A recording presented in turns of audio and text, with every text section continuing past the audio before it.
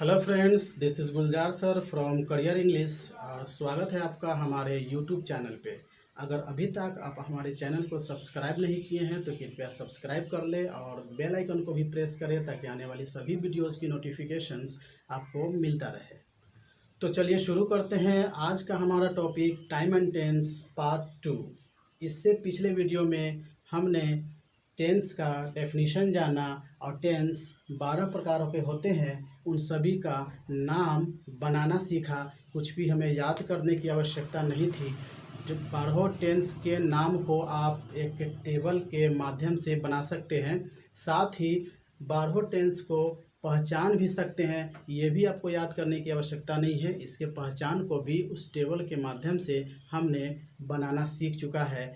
आज हम बात करेंगे स्ट्रक्चर की, क्योंकि दुनिया का किसी भी ट्रांसलेशन, किसी भी टेंस को बनाने के लिए यह जानना जरूरी है कि हर टेंस का अपना अपना पहचान होता है और अपना अपना रूल होता है। तो पहचानना हम सीख चुके हैं। अब हम उस रूल को यानी उस स्ट्रक्चर को जानेंगे कि 12 टेंस का 12 स्ट्रक्चर कैसा होता है। क्या हमें इसे याद करना पड़ता है या फिर हम उस स्ट्रक्चर को बना सकते हैं। इन सभी सवालों के जवाब आपको इस वीडियो सेशन में मिलने वाला है। तो चलिए शुरू करते हैं आज का हमारा टॉपिक, टाइम एंड टेंस या टेंस।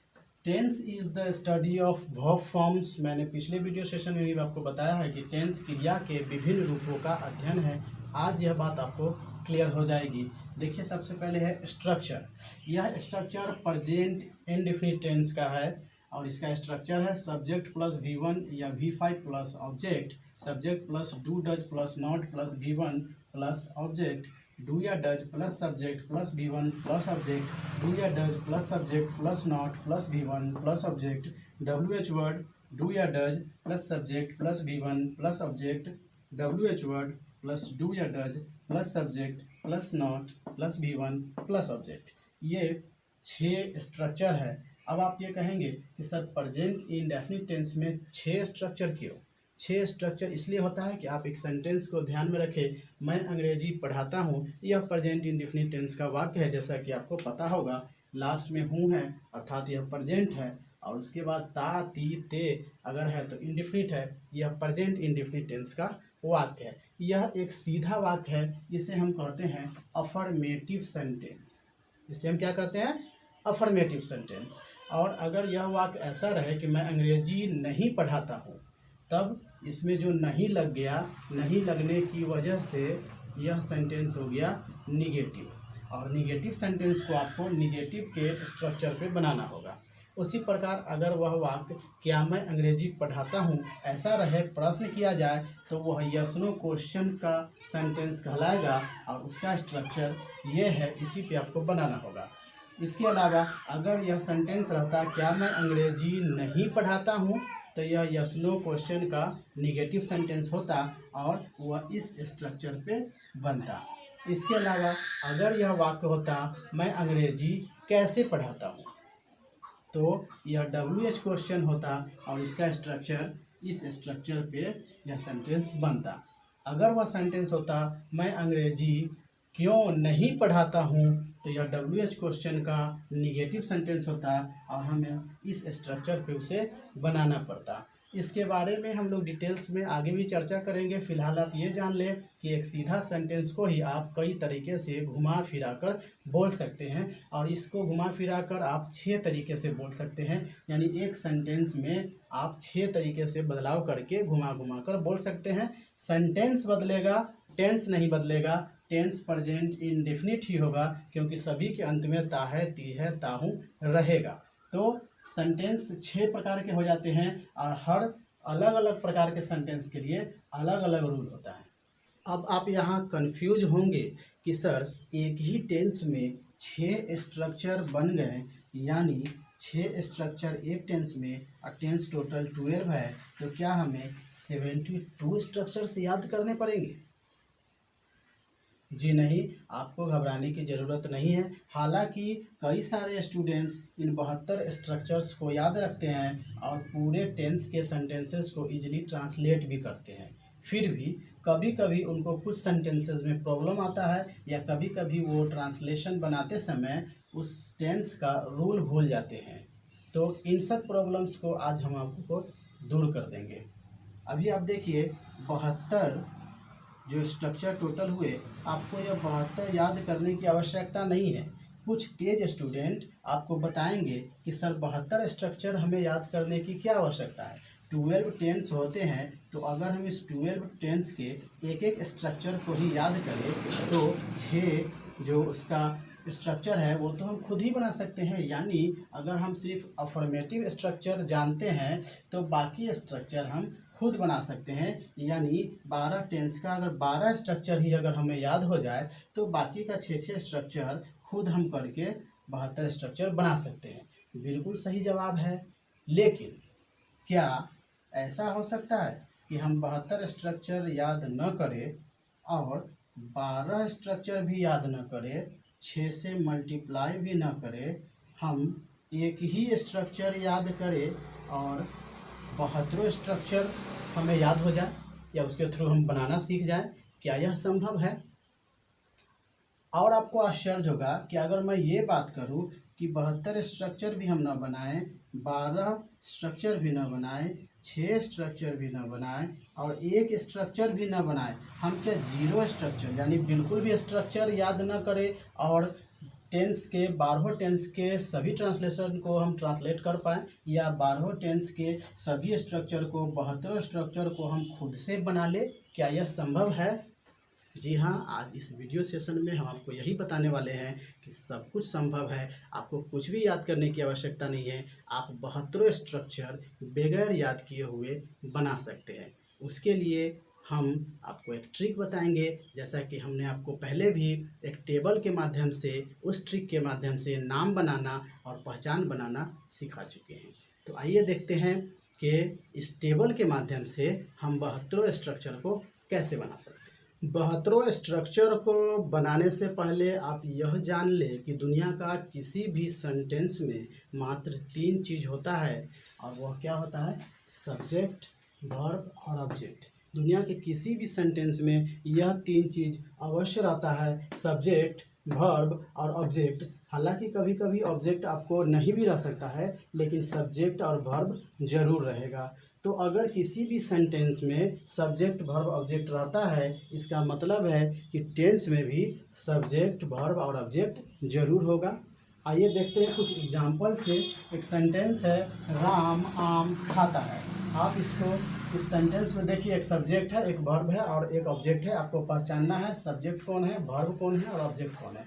कैसे पहचानेंगे? आप जान लीजिए, सब्जेक्ट का हिंदी कर्ता होता है, वर्ब का हिंदी क्रिया होता है और ऑब्जेक्ट का हिंदी कर्म होता है। सब्जेक्ट का मतलब होता है काम करने वाला, यानी किसी भी सेंटेंस के अंदर जो काम करने वाला है वह सब्जेक्ट है।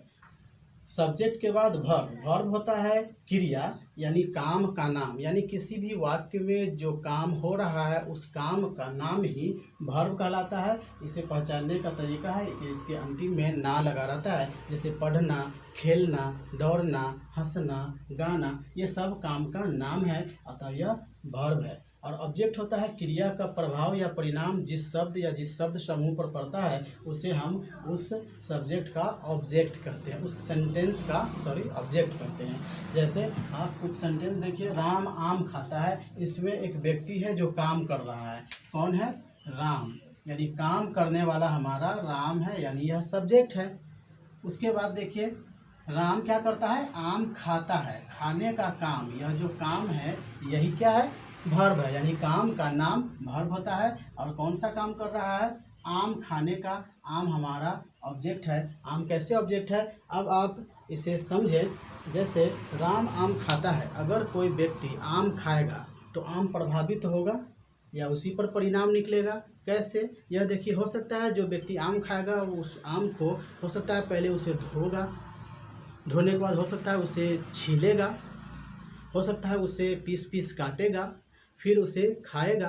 तो ये सब क्रिया आम पर हो रही है, आम प्रभावित हो रहा है, तो यहाँ पे आम ऑब्जेक्ट है। दूसरा सेंटेंस है, सीता पत्र लिखती है। यहाँ पे काम करने वाला व्यक्ति सीता है, यानी यह हमारा सब्जेक्ट है। काम हो रहा है लिखने का, ये हमारा वर्ब है। और क्या लिख रही है सीता? पत्र लिख रही है, पत्र ऑब्जेक्ट है। पहले पेन होगा, पेपर होगा, लिखने का काम शुरू होगा, लिखते लिखते बनकर जो तैयार होगा वह पत्र कहलाएगा, यानी परिणाम क्या निकला, पत्र लिखा। तो इस प्रकार से आप किसी भी वाक्य में छुपे हुए सब्जेक्ट को, ऑब्जेक्ट को और वर्ब को इजीली पहचान सकते हैं।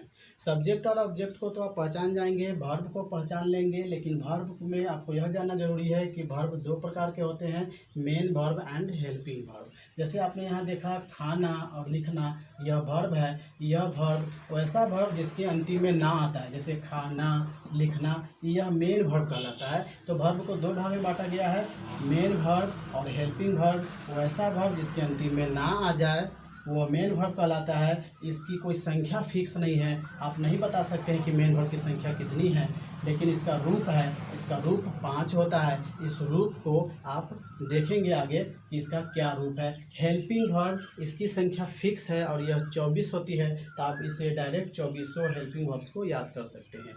और मेन वर्ब का कोई संख्या नहीं है, लेकिन इसका रूप है। इसे पहचानने का तरीका है कि इसके अंतिम में ना रहेगा, जैसे गो मीन्स जाना, ईट मीन्स खाना, राइट मीन्स लिखना, रन मीन्स दौड़ना, सभी के अंतिम में ना आ रहा है, मतलब यह मेन वर्ब है।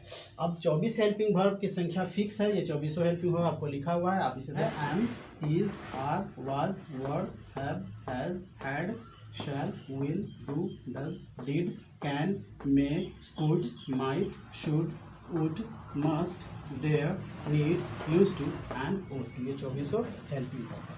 मेन वर्ब के 5 रूप होते हैं, V1, V2, V3, V4 and V5। अब देखिए, ये जो गो है, गो मीन्स जाना, ईट मीन्स खाना, राइट मीन्स लिखना, रन मीन्स दौड़ना, यह पहले से ही अपने मूल रूप में है, यानी जो वर्ड मीनिंग के तौर पे हम याद करते हैं वह वर्ब पहले से ही वह अपने मूल रूप में होता है, जिसे हम V1 कहते हैं। फिर इसे हम V2 और V3 बनाते हैं, जो हम लोग आगे सीखेंगे। V4 भी बनाया जाता है, लेकिन यह इजी है। आप V1 में ing जोड़ देंगे तो V4 बन के तैयार हो जाएगा। और अगर आप इसी में S या ES जोड़ देते हैं तो आपको V5 बन के तैयार हो जाएगा, जैसा कि आप देख पा रहे हैं। Go, went, gone, going, goes, eat, ate, eaten, eating, eats, write, wrote, written, writing, writes, run, ran, run, running, runs. यानी V4 इजीली बना है प्लस ing जोड़ते हुए, और V5 भी इजीली बना है SES जोड़ते हुए, लेकिन V2 और V3 को हमें याद करना पड़ता है। हालांकि हम इसके लिए अलग से एक वीडियो बनाएंगे जिसमें आपको इजीली V2 और V3 बना सकते हैं, इसका भी ट्रिक है। अच्छा, मैं ये सब आपको क्यों बता रहा हूँ कि वर्ब को दो भाग में बांटा गया है, main verb, helping verb. Helping verb की संख्या 24 है, मेन वर्ब को 5 रूप होते हैं। ये सब मैं आपको क्यों बता रहा हूँ, लॉजिक पे ध्यान दीजिए। इन सब के पीछे रीज़न है कि हमने जो परिभाषा, जो शुरू में ही डेफिनेशन लिखा था कि tense is the study of verb forms, इसी को प्रूव करने के लिए बता रहे हैं कि टेंस जो है वर्ब फॉर्म्स का स्टडी है। कैसे? डिफिनीशन कहता है tense is the study of verb forms, यानी टेंस जो है वर्ब फॉर्म्स का ही स्टडी है, यानी टेंस क्रिया के विभिन्न रूपों का अध्ययन है। मतलब यह टेंस बतलाता है कि क्रिया के विभिन्न रूप होते हैं, अगर आप उसका अध्ययन कर लिए तो आप टेंस सीख जाएंगे। इसी वजह से मैं आपको बताया कि क्रिया के विभिन्न रूप होते हैं। कैसे होते हैं? अभी आपने देखा कि मेन वर्ब होते हैं, हेल्पिंग वर्ब होते हैं। ये क्रिया है, क्रिया के 2 रूप हो गए, मेन वर्ब और हेल्पिंग वर्ब। हेल्पिंग वर्ब तो 24 फिक्स है, लेकिन जब मेन वर्ब आया जिसके अंतिम में ना रहता है तो हम उसे पहचान लेते हैं, जैसे गो, ईट, राइट, रन। ये मेन वर्ब है, जाना, खाना, लिखना, दौड़ना। तो इसके रूप है, और इसके कितने रूप है? 5 रूप है। Went, gone, going, goes, ate, eaten, eating, eats, wrote, written, writing, writes, ran, run, running, runs. ये 5 रूप है। पहला रूप वर्ड मीनिंग है, आप इसे वर्ड मीनिंग के तौर पे याद कर सकते हैं, इसमें कुछ नहीं करना है। यह मूल रूप है, पहले से यही रूप रहता है जिसे आप याद करते हैं। V2 और V3 आपको इसका बनाना पड़ता है, इसका रूल है, इसे भी हम लोग पढ़ेंगे। V4 बनाने का इजी ट्रिक है, ing जोड़ दीजिए V1 में, V4 बन जाएगा, और SES जोड़ दीजिए V1 में, तो आपका V5 बन के तैयार हो जाता है। तो क्या आप समझ चुके हैं कि टेंस क्रिया के विभिन्न रूपों का अध्ययन कैसे है? जी नहीं, अभी आप नहीं समझे हैं। क्रिया के विभिन्न रूपों का अध्ययन कैसे है, कुछ एग्जाम्पल से आप समझ जाएंगे। अभी तक आपने देखा कि क्रिया के विभिन्न रूप होते हैं। Tense is the study of verb forms, यानी क्रिया के विभिन्न रूपों का अध्ययन है, यानी क्रिया के विभिन्न रूप होते हैं। जिसे आपने देखा कि मेन वर्ब, हेल्पिंग वर्ब 2 रूप हुआ, फिर मेन वर्ब के 5 रूप हो जाते हैं, हेल्पिंग वर्ब 24 हो जाता है। इस प्रकार से आपने यह जान लिया कि क्रिया के विभिन्न रूप होते हैं। अब आपको यह जानना है कि क्रिया के विभिन्न रूपों का अध्ययन टेंस कैसे है। तो आइए इन कुछ एग्जाम्पल्स के थ्रू हम आपको समझाने का कोशिश करते हैं। सीता पत्र लिखती है, इसका ट्रांसलेशन है Sita writes a letter. Next है सीता पत्र लिख रही है, इसका ट्रांसलेशन होता है Sita is writing a letter. Next है सीता पत्र लिख चुकी है, इसका ट्रांसलेशन होता है Sita has written a letter. Sita पत्र लिखी थी, इसका ट्रांसलेशन होता है Sita wrote a letter. Next है सीता पत्र लिखेगी और इसका ट्रांसलेशन होता है Sita will write a letter. Sita पत्र लिखती है, यह एक प्रेजेंट इंडेफिनिट टेंस का वाक्य है, क्योंकि इसके अंतिम में है आता है। जब प्रेजेंट इंडेफिनिट टेंस का वाक्य था तो यहाँ पर राइट्स हुआ, यानी वर्ब का 5वां रूप का प्रयोग हुआ। मैंने अभी आपको बताया V1 या V5, जब लास्ट में एस या ES जोड़ते हैं तो वो V5 बन जाता है, तो ये यहाँ पे V5 है। दूसरा, सीता पत्र लिख रही है, रहा है, रही है, रहे हैं, रहने की वजह से यह प्रेजेंट कंटिन्यूअस टेंस है। और प्रेजेंट कंटिन्यूअस में आपने देखा कि राइटिंग लगा, यानी V4 लगा, और साथ ही साथ इसमें इज का भी प्रयोग हुआ। उसी प्रकार से सीता पत्र लिख चुकी है, यहाँ आपने देखा चुका है, चुकी है, चुके हैं लगा हुआ है, और यह प्रेजेंट परफेक्ट टेंस है। और इस टेंस में हैव हैज लगा और साथ ही रिटेन हुआ, यानी वर्ब का 3rd फॉर्म का प्रयोग हुआ। नेक्स्ट है सीता पत्र लिखी थी, यह बीती हुई बात है, पास्ट इंडेफिनिट टेंस का वाक्य है। इसमें आपने देखा कि रोट का प्रयोग हुआ, जो कि एक V2 है। नेक्स्ट है सीता पत्र लिखेगी, यहाँ यह जो लिखेगी गागेगी है, यह फ्यूचर इंडेफिनिट टेंस है। और इसमें आपने देखा कि शैल विल, एक विल आया है और उसके साथ V1 आया है। तो इस प्रकार से आपने देखा कि जिस प्रकार से टेंस बदलता जा रहा है, आपका सेंटेंस का स्ट्रक्चर भी बदलता जा रहा है। यानी कहीं पर V5 तो कहीं पे V4, कहीं पे V3 तो कहीं पे V2, कहीं पे V1, कहीं पे हेल्पिंग वर्ब के साथ, यानी कहीं पर शैल विल के साथ, कहीं पर हैज के साथ, कहीं पे इज के साथ, और कहीं पर हेल्पिंग वर्ब के बगैर, जैसे रोट, राइट्स। इस प्रकार से ये जो परिवर्तन हो रहा है, यह क्रिया के विभिन्न रूप हर टेंस में लग रहा है। तो यह प्रूफ होता है कि टेंस क्रिया के विभिन्न रूपों का अध्ययन है, यानी हर टेंस में आप क्रिया का एक ही रूप नहीं लगा सकते हैं। क्रिया के विभिन्न रूप होते हैं और उसको आपको लगाना होगा। अगर इस अध्ययन को आप समझ जाते हैं कि क्रिया के विभिन्न रूप जो हैं, किस टेंस में कौन सा वर्ब लगेगा, कौन सा मेन वर्ब लगेगा, वर्ब का कौन सा रूप लगेगा, V1, V2, V3, V4 या V5, और कौन सा हेल्पिंग वर्ब लगेगा, अगर आप यह जान जाते हैं तो आप पूरा टेंस समझ जाएंगे। तो आइए हम सीखते हैं कि किस टेंस में कौन सा मेन वर्ब और कौन सा हेल्पिंग वर्ब लगता है, इस टेबल के माध्यम से। देखिए, ये इंडेफिनिट है, कंटिन्यूअस है, परफेक्ट है, अनपरफेक्ट कंटिन्यूअस है। जैसा कि आप देख रहे हैं, ये टेंस हुआ और ये 3 टाइम है, प्रेजेंट, पास्ट एंड फ्यूचर। इसको मिलाकर टेबल बना है। प्रेजेंट इंडेफिनिट, पहला टेंस है हमारा प्रेजेंट इंडेफिनिट, और इसमें हेल्पिंग वर्ब क्या लगता है, डू या डज, और मेन वर्ब लगता है V1 या V5। दूसरा टेंस है हमारा present and continuous. Present continuous में हेल्पिंग वर्ब एमिजार लगता है और मेन वर्ब V4 लगता है। प्रेजेंट परफेक्ट टेंस में हेल्पिंग वर्ब हैव हैज लगता है और मेन वर्ब V3 लगता है। प्रेजेंट परफेक्ट कंटिन्यूअस टेंस में हेल्पिंग वर्ब हैव या हैज प्लस बीन और मेन वर्ब V4 लगता है। उसी प्रकार से फिर पास्ट टेंस में जाते हैं, past and indefinite. Past indefinite tense बना। पास्ट इंडेफिनिट टेंस का हेल्पिंग वर्ब डिड होता है और मेन वर्ब में V2 या V1 लगता है। जब अफर्मेटिव सेंटेंस होता है तो V2, बाकी निगेटिव इंट्रोगेटिव सेंटेंसेस में V1 का प्रयोग होने लगता है। इसी प्रकार पास्ट कंटिन्यूअस टेंस में हेल्पिंग वर्ब होता है हमारा वाज, वेयर, और मेन वर्ब V4 होता है। पास्ट परफेक्ट टेंस में हेल्पिंग वर्ब हैड होता है, जबकि मेन वर्ब V3 होता है।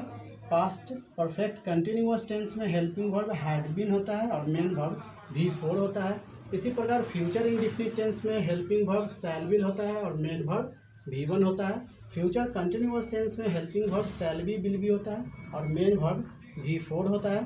फ्यूचर परफेक्ट टेंस में हेल्पिंग वर्ब शैल हैव या विल हैव होता है और मेन वर्ब V4 होता है। फ्यूचर परफेक्ट कंटिन्यूअस टेंस में helping verb shall have been या विल हैव बीन होता है और मेन वर्ब V4 होता है। अब आप कहेंगे कि ओ माय गॉड सर, आपने तो कहा था कि हमें कुछ भी याद करने की ज़रूरत नहीं है और यहाँ पर तो हम देख रहे हैं किस टेंस में कौन मेन वर्ब लग रहा है, कौन हेल्पिंग वर्ब लग रहा है, इसे हमें याद करना पड़ेगा। जी नहीं दोस्तों, आपको कुछ भी याद करने की ज़रूरत नहीं है। मैंने आपको बताया था, आपको इस टेबल के माध्यम से ही हमने 12 टेंस बनाना, 12 का पहचान बनाना सिखाया। इसी प्रकार से 12 का रूल बनाना सिखा रहे हैं। यहाँ पे आपको अपने समझदार होने का थोड़ा परिचय देना पड़ेगा। देखिए, इसका भी एक ट्रिक है। 12 टेंस होते हैं। अभी आपको मैं बता रहा हूँ कंटिन्यूअस में मेन वर्ब हमेशा V4 होता है।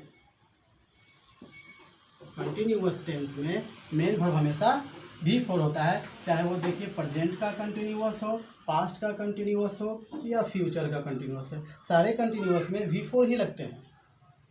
एक और कंटिन्यूअस है, यहाँ आप देखिए परफेक्ट कंटिन्यूअस, यहाँ भी कंटिन्यूअस है। परफेक्ट कंटिन्यूअस में भी मेन वर्ब आपका V4 ही होता है। देखिए यहाँ पर present perfect continuous V4, past perfect continuous V4 and future perfect continuous V4। इस प्रकार से आपने देखा 3 3 6 गो में तो आपको पता चल गया कि मेन वर्ब क्या होगा, V4 होगा। अब आइए परफेक्ट टेंस, जितने भी परफेक्ट टेंस होते हैं उसमें मेन वर्ब V3 होता है।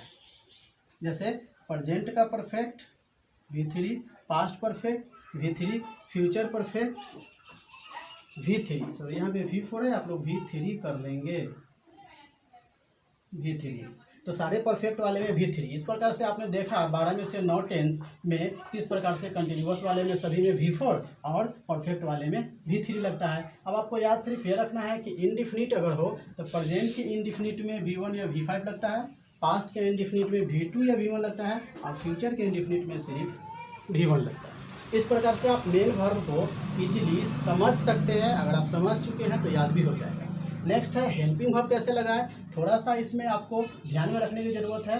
प्रेजेंट का इंडिफिनिट हो तो डू डज लगाएं, पास्ट का इंडिफिनिट हो तो डिड लगाएं और फ्यूचर का इंडिफिनिट हो तो शैल विल लगाएं।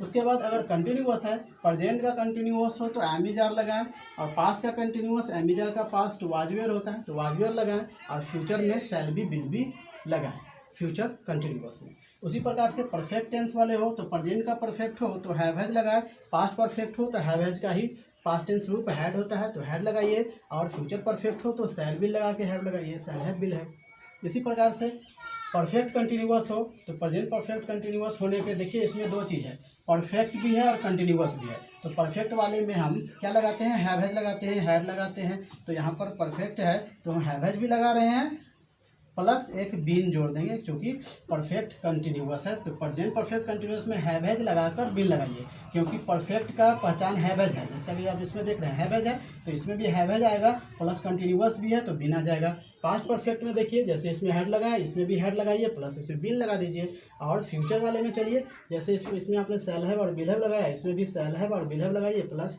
बिल लगा दीजिए। तो इस प्रकार से ट्रिक के माध्यम से आप याद कर सकते हैं। कुछ भी इम्पॉसिबल नहीं है, बस थोड़ा सा समझदारी का परिचय आपको इसमें देना पड़ेगा। इस प्रकार से आप सीख चुके हैं कि किस टेंस में कौन सा मेन वर्ब का प्रयोग होगा और कौन सा हेल्पिंग वर्ब का प्रयोग होगा। अगर आप किसी भी सेंटेंस में सही से मेन वर्ब और हेल्पिंग वर्ब टेंस को पहचान कर लगाते हैं तो आपका एक भी सेंटेंस गलत नहीं होगा।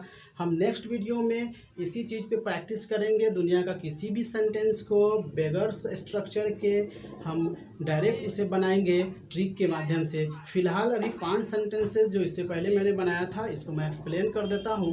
क्लियरिटी के लिए आपको अगला वीडियो देखना पड़ेगा।